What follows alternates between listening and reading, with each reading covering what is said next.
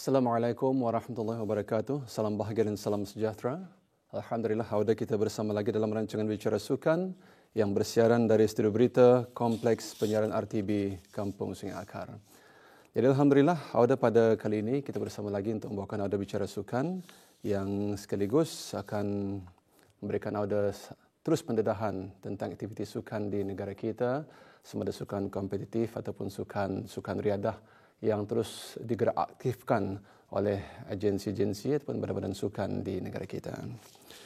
Baiklah, pada kali ini kita bersama dengan dua tetamu undangan kita yang akan sama-sama membincangkan topik perbincangan kita pada kali ini, itu Yang Mulia Awang Muhammad Azhar bin Awang Timbang, Setiausaha Agung Kesatuan Rugby Brunei Darussalam, dan Mr. Kenneth Han yang juga akan sama-sama menjelaskan lebih lanjut tentang topik perbincangan kita pada kali ini, iaitu Kenneth Han, Timbalan Presiden Kesatuan Rugby Brunei Darussalam di hujung sana, dan Muhammad Azhar Awang Timbang, Setiausaha Agung Kesatuan Rugby Brunei Darussalam. Assalamualaikum tuan. Waalaikumsalam. Selamat datang Mr. Kenneth Han. Ya, itulah dua tetamu undangan kita yang akan sama-sama membincangkan topik kita pada kali ini. Jadi Auda teruslah bersama mengikuti rancangan ini dalam Bicara Sukan dengan tentang Kesatuan Rugby Brunei Darussalam yang bersama kita pada kali ini. Boleh tuan terangkan secara ringkas tentang kejadian rugby IPT yang telah pun berlangsung dan apakah tema dan objektif utama kejadian ini diadakan? Silakan tuan. Okey, Assalamualaikum warahmatullahi wabarakatuh. Waalaikumsalam. Objektif dan tema IPT 7 yang berlangsung pada bulan Februari adalah untuk menarik minat pada pemain-pemain muda dan juga pemain-pemain muda dan menarik minat orang ramai untuk mengikuti sukan rugby. Ya. Dan Kenneth, ya. Yes. Mengapa mensasarkan peserta daripada IPT? The objective is to start with the youth, to give inspiration for the juniors, so that there's a hope for them that there's look forward to a bigger tournament. We hope this tournament we start next year. We can basically we start last year. This year we can create a bigger one next year, which will involve multiple schools as well. Ya, adakah ini kali pertama ia diadakan selepas ia dihidupkan semula, tuan? Yes, actually this is the second time kami menganjurkan sukan rugby, tapi yang IPT we based on di bawah 22 tahun ke bawah. Yang pertama kali berlangsung di Padang Kukris British Army, which is Brunei Sevens. Baiklah, Kenneth, ya. Memandangkan pemain sasaran adalah pemain-pemain belia, pelajar-pelajar, students, ya. Jadi, adakah usia mereka digariskan bagi kejadian IPT ini? There's a age limit for the teams to submit teams throughout the tournament? Yes, most for contact rugby, you need to be 18 and above to participate. But if you are of the size, if you are, let's say, if you can play, then you need the consent of your parents. So that's the World Rugby International regardless rules. of the age limit. Age limit. So if you are below 18 and if you can participate, we expect you to get permission from your parents. So if he is physically permits to play, even so he's below the age of 18, the consent of his parents, so he's allowed to play. Yes. Okay. Ini merupakan satu usaha yang baik, ya, satu usaha yang sangat-sangat membanggakan, dan pihak kesatuan telah mensasarkan ia wajar dimulakan di peringkat belia ataupun para pelajar institusi pengajian tinggi khususnya, dan mensyaratkan setiap pemain berusia 18 tahun ke atas, dan jika dari segi fizikal boleh bermain, pemain perlu mendapatkan kebenaran daripada ibu bapa masing-masing. Jadi apakah pencapaian atau kejayaan utama yang telah dapat diraih melalui kejadian tempoh hari itu? Membuka banyak minat pada pemain-pemain muda, terutama sekali kepada sekolah-sekolah menengah. So pada buat masa ni menerima banyak message dan minta undang untuk datang training apa semua. Alhamdulillah kami berasa berjaya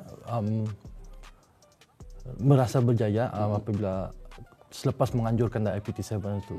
Jadi tema utama kami objektif untuk membuka minda pemain anak-anak muda di Brunei. Yeah, Ken, by doing so, organizing such tournament, the IPT recently, what have you got from the tournament? We definitely created a small buzz among the rugby community to share that rugby is alive again in Brunei. As we know, we're still surviving from the effects of COVID. A lot of kids tend to be on the game rather than be active. So this is the objective, is to make sure that everyone has an opportunity to play sports.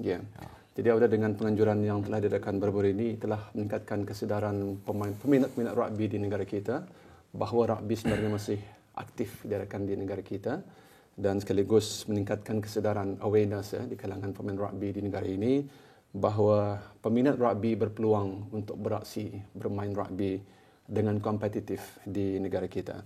Baik Tuan, apa cabaran utama yang dihadapi oleh pihak penganjur dalam menganjurkan kejadian rugby kali ini, dan bagaimana cabaran itu dirasai?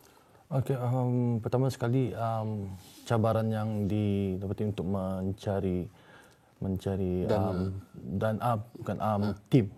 tim pasukan-pasukan, dan setelah since how do you say this one, since this less invitation diantar ke what do you call this one, IPT ya.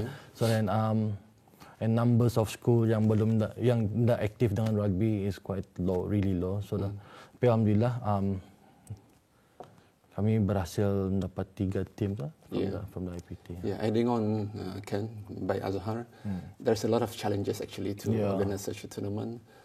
The first challenge is to gather a good team, competitive team. So correct, how do you overcome those challenges? The focus for the union is to work with the youth.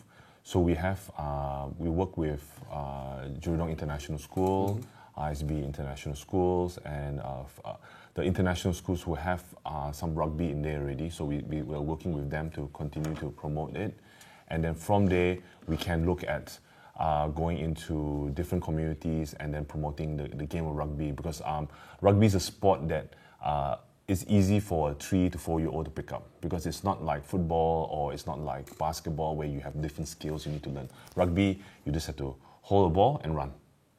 So that's the and touch the ball. I always say touch.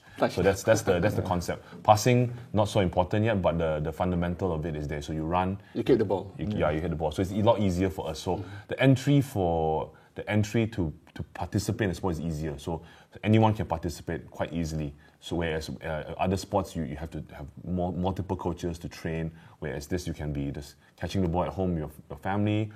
And the whole idea is that we want to go down to the grassroots so we can build more support, and also at the same time, hopefully this will funnel and to the high school. I mean, if we're not mistaken, I think next year we have 8 teams for this upcoming IPT. So it's grown from 3 to 8. So, Tadi Tuan ada mengatakan 3 pasukan telah menyertai tempoh hari. Berapakah kebanyakan usia di kalangan? Di bawah 22 tahun dan hingga 16 tahun. Jadi dari segi fizikal, bagaimana fizikal mereka tempoh hari?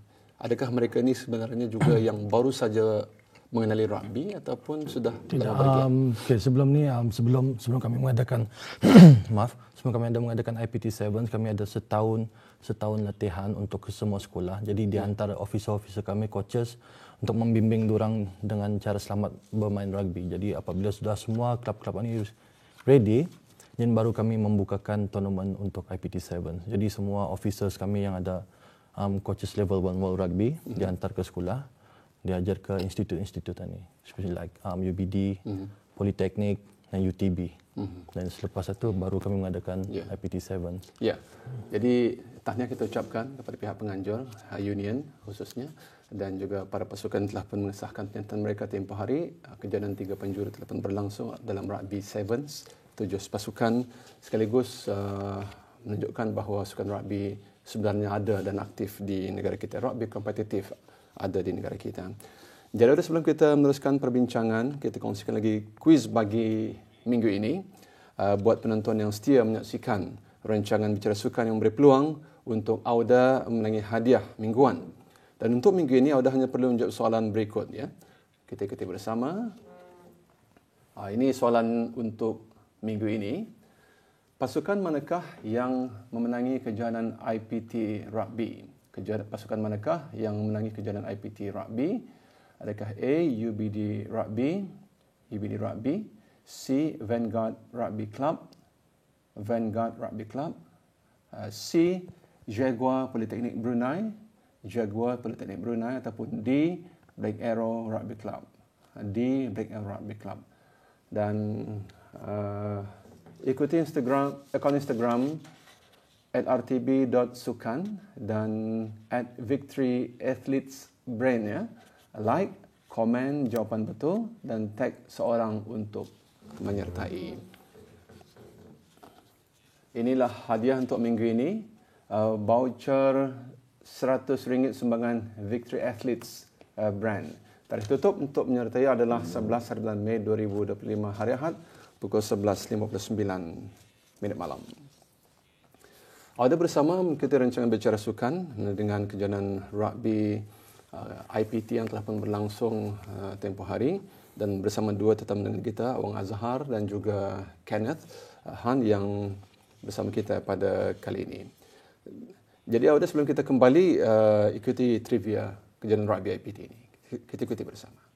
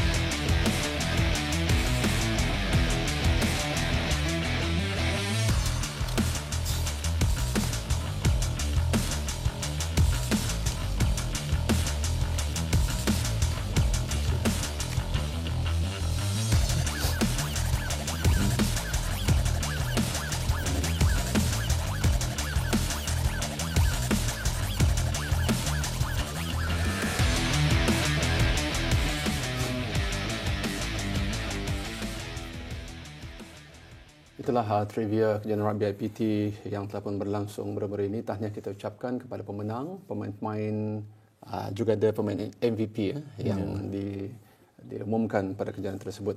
Jadi bagaimana kejohanan ini mampu menyumbang kepada pembangunan sukan rugby di kalangan pelajar statistik pengajian tinggi, tuan? Bagaimana kejohanan ini dapat menyumbang peningkatan pemain-pemain tersebut? Kerana kita yakin ini adalah kejohanan paling kompetitif rugby di negara kita. Ya. Jadi bagaimana kejohanan ini boleh membantu pemain-pemain ini untuk terus develop dan berkembang dengan permainan mereka? Untuk menjawab soalan tuan, jadi kami mengadakan setiap ada sesi latihan setiap 3 kali seminggu. Menjelang kejohanan terus? Ya, 3 kali seminggu. Dan juga seperti yang saya umumkan yang awal tadi, yang kami mengantar segala kami punya coaches, officer untuk mengajar grassroots dari orang ini. Ya. Jadi dari sanalah mereka dapat belajar sesuatu perkara yang baru. Yes, betul. Untuk terus meningkatkan permainan mereka ini di sukan rugby negeri kita. Betul. Kenneth, kita mengetahui ini merupakan satu kejohanan paling kompetitif, gitu ya, di peringkat IPT di negara kita. Dan apakah sebenarnya kejohanan ini boleh mampu mereka kepada pemain-pemain ini untuk develop skill mereka? Pemain-pemain ini kita yakin mampu mendapat info-info baru dan juga dapat meningkatkan kemampuan mereka. Bagaimana kejohanan ini boleh mampu? I feel that this will probably inspire more kids to participate. So what will happen in the future is that what recently happened was that we sent a team to Singapore for the men's national team, and majority of the people that went to Singapore recently represented Brunei were selected from the, I think 90%, 95% were from the IPT kids, so the Brunei kids who went. So we are looking to develop these young kids. So hopefully what will happen from this is the public or the kids will know, oh, I got selected to play for national team because we're supporting the youth. And so this is one way of saying, okay, maybe I can also participate, and then this is my pathway to the national team. And then we're also going to encourage other, because contact is a very, you can say, very competitive sport and very tough. We're also looking to promote other games of rugby, because rugby also has contact and non-contact. So those who are afraid of contact, we will have the non-contact touch part. Actually, I was really interested about, there's one term in sports science, they call it talent identification. Yes. So you identified any of the players, those players? Of course, that's why because we already identified them through our current training program that our officers already currently go to all the schools to conduct. So that's why we identified the best of these kids to come to play for this tournament. And then, so that's one aspect of it. Ya, Tuan ya, adakah mereka ini sewaktu menjelang pertandingan telah pun didedahkan ya, seperti yang Tuan katakan ya? Adakah mereka merasakan menerima perkara-perkara yang baru? Adakah selama ini mereka hanya turun, stretching, bermain? Akan tetapi lebih kepada pihak Tuan dengan coaches yang telah pun disediakan, mereka berdepan perkara-perkara baru. Perkara pertama ya memang patut dengan stretching, terus bermain, dan tapi selepas kami mengantar our officers kan, we introduce them about World Rugby program. So in World Rugby website kami memastikan semua players ini untuk mengikuti segala program-program dalam sana, dan ada kena bagi sijil juga. Jadi once they submit all the sijil arah kami, then they are allowed to play. So I mean to say that we tahu yang these players run into the program in World Rugby website. So dalam World Rugby website dia ada mengajar law of the game, basic rules of rugby, and then mostly team training. Jadi kini pemain-pemain rugby boleh mendapatkan sumber maklumat dan informasi melalui laman web rasmi rugby dunia yang sekaligus memberikan pendedahan lebih kepada mereka tentang perkembangan sukan rugby di negara kita ya. Ken ya, if there's any latest innovation or new elements has been injected to those players during the recent tournament. I think what rugby hopes to instill is the discipline, the teamwork, and then I think the innovation would be is like the resilience, and this is what any sport teaches anyone, is that you may fail, but you get up, you try again, and then today you can be champion, tomorrow you can be runner up. So I think I find the beauty of sport is that it is the values that we teach that they will learn on the field and off the field, is that if you don't train hard enough, you cannot compete. So, and basically anything in life you do is basically, if you want to get good grades, you have to study, you have to revise. So this is why I feel is something that we instill in them.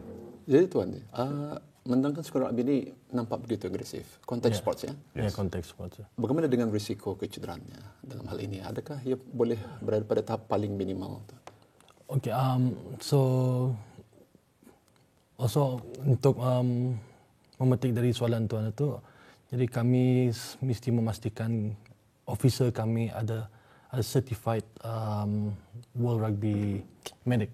Medic ya. So setiap kali ada pertandingan, kami punya officer will ada di sana untuk menjaga keadaan pemain. Jadi that's why pemain dimestikan untuk mengikuti lagi laman web World Rugby untuk memahamkan isi kandungannya. Jadi dari sana diorang pun faham kenapa diorang ada this kind of injuries. So it's probably by their own mistake, not really properly ikut peraturan apa yang dibuat. Perlu kepada latihan bersistematik. Yes, betul. Actually, there's a lot of sports, contact sports, there's a lot of high risk of injuries. Yes. Not, this is including rugby. Yes. So how's the risk of injuries on these sports? Every sport has, like you said, high risk of injuries. And one of the reasons why we felt that the more tournaments we do, the more players play and the more aware they become.